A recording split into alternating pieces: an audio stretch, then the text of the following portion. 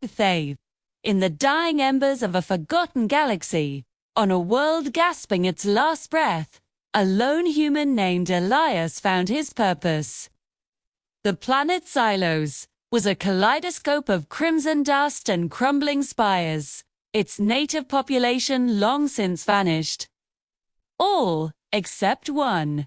Her name was Lyra, a child with eyes like twin nebulae and skin that shimmered with the faint light of a distant star. She was the last of her kind, a silent, curious soul left behind in the Exodus. Elias had crash-landed on Xylos years ago, a castaway just like her. At first, his goal was survival. He scavenged. He built a shelter. He mapped the seismic tremors that signaled the planet's final decay. But then he found Lyra, huddled in the ruins of a crystalline city, and his mission changed. Survival was no longer just for himself. It was for her. He taught her what little he knew of her people, from the glyphs they'd left behind. He learned her silent language of gestures and humming tunes. He shielded her from the planet's violent death throes, the acid rains, the ground-splitting quakes, the collapsing atmosphere. He became her guardian, her teacher, her only family. You would point to the stars in the violet sky, telling her stories of Earth. A world teeming with life, a world he promised she would one day see. He jury-rigged his broken ship, pouring every ounce of his ingenuity into a single, desperate hope, to build an escape pod big enough for one. For her, he knew his own time was running out, that his body wasn't adapted to Xylos's toxic air. One day, as the sky turned a permanent, ominous gray, the ship's console finally blinked green. The pod was ready. Elias gently placed the sleeping child inside, wrapping her in his own worn jacket. He looked at her one last time, a tear tracing a path through the grime on his cheek. He wasn't just saving a child. He was saving a species, a memory, a future. As the pod launched into the cosmos, a tiny vessel of hope against the infinite dark, Elias stood and watched until it was just another star. On a dying world, a human's final act wasn't one of survival, but of profound love.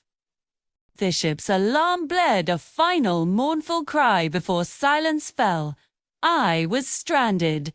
Stranded on a world bleeding out its last breath, with a child who wasn't my own clutched in my arms.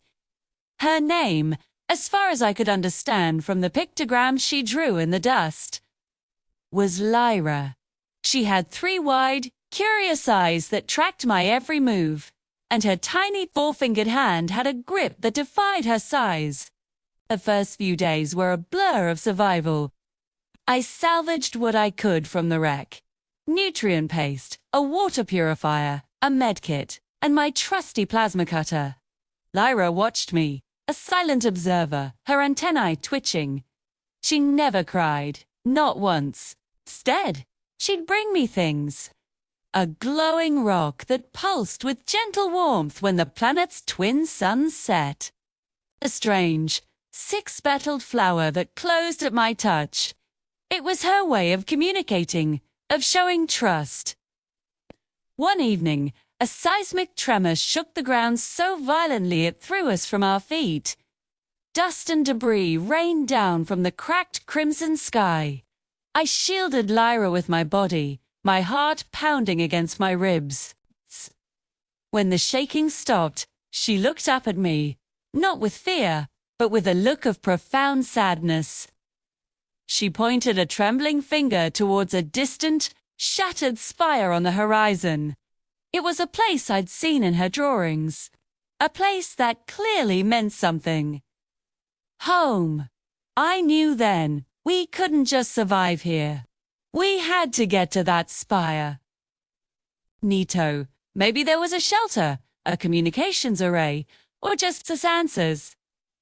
Anything was better than waiting for the end in the shadow of my broken ship. The journey would be dangerous. The planet was unstable, and I had no idea what other dangers lurked in the ruins. But looking into Lyra's hopeful eyes, I knew I didn't have a choice. I was her protector. Her only one. 2. The next morning, I packed a small bag. Lyra held my hand, her grip firm and resolute. I took a deep breath, the thin, metallic air stinging my lungs. "All right, kid," I whispered, more to myself than to her. "Let's go home."